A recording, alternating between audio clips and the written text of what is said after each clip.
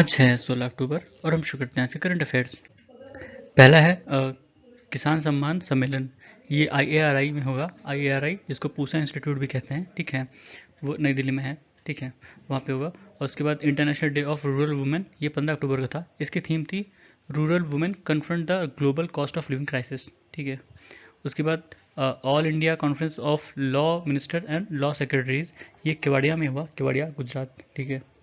उसके बाद इंडिया का जो दूसरा डिफेंस एक्सपोजिशन होगा, ठीक है, वो गुजरात में होगा, गांधीनगर में। और उसी के ही समानांतर इंडिया और अफ्रीका का डिफेंस डायलॉग भी होगा, ठीक है। पहला वाला लखनऊ में हुआ था, डिफेंस एक्सपो, और इंडिया अफ्रीका का जो डिफेंस डायलॉग था वो भी दोनों ही लखनऊ में हुआ था, ठीक है।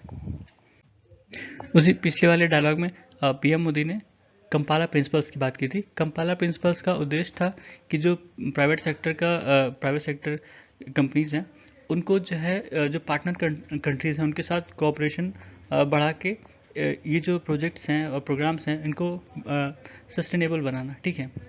उसके बाद है बायो एज। बायो एज का मतलब होता है कि जब बायोटेक्नोलॉजी का बहुत ज़्यादा यूज़ हो, ठीक है, अपनी ह्यूमन लाइफ में। अभी जैसे हम नॉर्मल टेक्नोलॉजी की यूज़ करते हैं, डिजिटल टेक्नोलॉजी का, बायो एज में जो जैसे जेनेटिक मॉडिफिकेशन होगा, बायो इंजीनियरिंग होगी, ठीक है, जीन एडिटिंग होगी, ये काफ़ी बढ़ जाएगी। और हमारे जितने भी लाइफ के जितने भी पार्ट्स हैं, ठीक है, सब में इंटरफेयर करेगा एक तरह से। हर चीज़ में इसका इस्तेमाल होने लगेगा। उसी को बायो एज कहा गया है। फिर उसी में है कि ये जो बायो एज होगा ये डिजिटल इंफॉर्मेशन एज का नेक्स्ट पार्ट कह सकते हैं, नेक्स्ट स्टेप, या एक तरह से कह सकते हैं कि डिजिटल इंफॉर्मेशन एज को ख़त्म कर देगा, क्योंकि उसमें चीज़ें जेनेटिक पे सारी चीज़ें बेस होंगी, जेनेटिक मॉडिफिकेशन पे, जेनेटिक बायोटेक्नोलॉजी पे, ठीक है। और उसके लिए फिर काफ़ी लीगल बेसिस चाहिए होगा कि जो रिसर्चर्स हैं उनको अकाउंटेबल किया जा सके। मतलब अगर कोई इन्वेंशन, कोई इंटरवेंशन होता है तो उसके कई सारे इम्पैक्ट होते हैं, पॉजिटिव भी नेगेटिव भी, ठीक है। अगर नेगेटिव होगा तो फिर उसके लिए किसको रिस्पॉन्सिबल बनाया जाएगा, ठीक है। उसके लिए कई सारे लॉज और इंटरवेंशन वगैरह चाहिए होंगे, ठीक है। फिर कई कंट्रीज़ हैं जिन्होंने अलग अलग नेचुरल एलिमेंट्स को एक तरह का राइट दिया है, ठीक है। जैसे बोलीविया में जो नेचर है उसको ह्यूमन राइट के इक्वल राइट्स दिए गए हैं 2011 में, ठीक है। न्यूजीलैंड में वांगनुई एक रिवर थी, उसको मतलब लीगल स्टेटस दिया गया था, एक जैसा एक आदमी को मिलता है वैसा, ठीक है। और उसके सराउंडिंग को भी। इक्वाडोर में 2008 में वहाँ पे जो कॉन्स्टिट्यूशन है उसने एक तरह से जो ट्रॉपिकल फॉरेस्ट, आइलैंड, रिवर, इन सबको लीगल राइट दिया था, ठीक है, ताकि वो फ्लोरिश कर सकें, इवॉल्व कर सकते हैं, एग्जिस्ट कर सकें, ठीक है। 2022 में इसी इक्वेडर ने एक इंडिविजुअल एनिमल्स जितने होते हैं, ठीक है, उनको लीगल राइट दिया जैसे कि एक इंसान को मिलते हैं। उसके बाद इंडियन वुमेन क्रिकेट टीम ने 7वां वुमेन्स एशिया कप जीता है। उसके बाद स्प्लिट वर्डिक्ट, ये क्या होता है? इसमें जब कोई बेंच है सुप्रीम कोर्ट की या किसी भी कोर्ट की, वो जब डिसाइड नहीं कर पाती कि एग्जैक्ट वर्डिक्ट क्या होनी चाहिए, ठीक है। मतलब अगर दो जज हैं, नॉर्मली दो जज के केस में होता है, और दोनों का अलग अलग ओपिनियन है, तो कोई कॉमन वर्डिक्ट नहीं आ पाती, ठीक है। तो इसको स्प्लिट वर्डिक्ट कहते हैं। और इसको रिजॉल्व करने के लिए फिर ये जो केस होता है उसको हायर बेंच को दिया जाता है। अब मान लीजिए 2 जजेस की बेंच थी, वो तो फिर 3 जजेस बेंच को दिया जाएगा, ठीक है। अगर 3 में फैसला नहीं आएगा फिर उससे हायर 5 पे जाएंगे, क्योंकि फिर ऑड नंबर्स इसलिए लेते हैं ताकि वहाँ मेजॉरिटी का एक ओपिनियन हो, ठीक है, मेजॉरिटी वर्डिक्ट हो सके। जो भी उसका फैसला होगा मेजॉरिटी के बेसिस पे लिया जाएगा। वहाँ पे स्प्लिट वर्डिक्ट का केस नहीं होता। Split verdict normally division benches में होता है जिसमें 2 ही जजेस होते हैं, ठीक है। कॉन्स्टिट्यूशनल बेंच जो होती है वो उसमें कम से कम 5 जज होते हैं, ठीक है। फिर है पैरोल और फरलॉग, ये अक्सर न्यूज़ में रहते हैं। पैरोल मतलब होता है कि जब किसी को कोई सेंटेंस दिया गया है और उसको सस्पेंड कर दिया जाए, ठीक है, मतलब शॉर्ट पीरियड के लिए, मान लो 1 महीने के लिए, 2 महीने के लिए। ये स्टेट गवर्नमेंट पर डिपेंड होता है कितने दिन के लिए करना चाहती है, ठीक है। फरलॉग भी इसी तरह होता है, पर उसमें क्या कहते हैं, ये एक तरह का राइट होता है किसी भी प्रिजनर का जिसको बहुत लंबी सज़ा मिली है, ठीक है।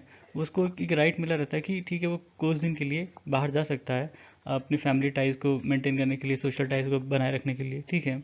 और ये पैरोल में ऐसा नहीं है। पैरोल अगर कोई मांगता है, कोई प्रिजनर, उसको मना भी किया जा सकता है। और ये टेम्परेरी चीज़ें हैं, और जैसे स्टेट गवर्नमेंट का डिसीजन होता है देना या ना देना, और अगर दे दिया है तो उसको किसी भी कोर्ट ऑफ लॉ में चैलेंज किया जा सकता है। फिर रेडियोमेट्रिक डेटिंग मेथड्स, हमने कार्बन डेटिंग के बारे में पढ़ा था। कार्बन डेटिंग नॉर्मली जो लिविंग ऑर्गेनिज्म होते हैं, ठीक है, डेड लिविंग ऑर्गेनिज्म, उनकी जो एज होती है वो पता करने के लिए यूज़ किया जाता है।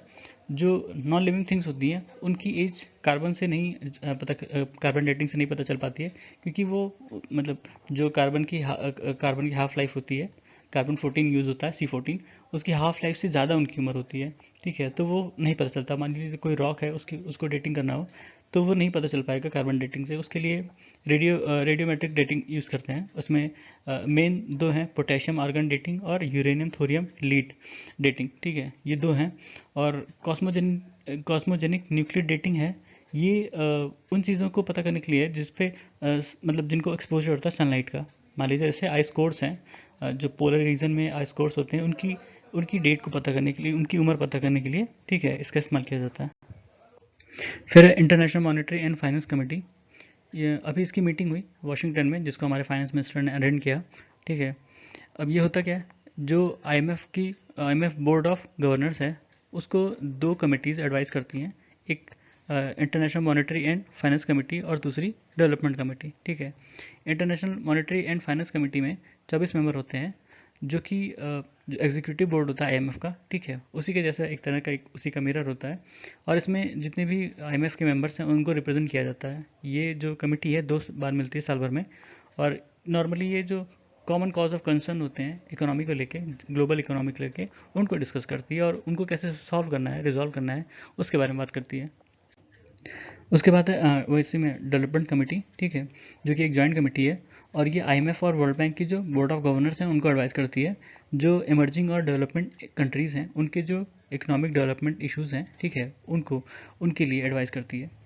और इसमें भी 24 मेंबर हैं। नॉर्मली वो फाइनेंस मिनिस्टर्स होते हैं, ठीक है, और ये आईएमएफ और वर्ल्ड बैंक के जो मेंबरशिप होते हैं उनको रिप्रेजेंट करती है। आईएमएफ की बात करें तो ये 1940 में बनी थी। इसमें अभी 190 मेंबर्स हैं और इसका हेडक्वार्टर वाशिंगटन डीसी में है। इसकी मैनेजिंग डायरेक्टर क्रिस्टलिना जॉर्जिवा, ठीक है, first deputy managing director Gita Gopinath, ठीक है, और chief economist Pierre Olivier Gourinchas. और ये थे हमारे आज के करंट अफेयर्स। सुनने के लिए धन्यवाद।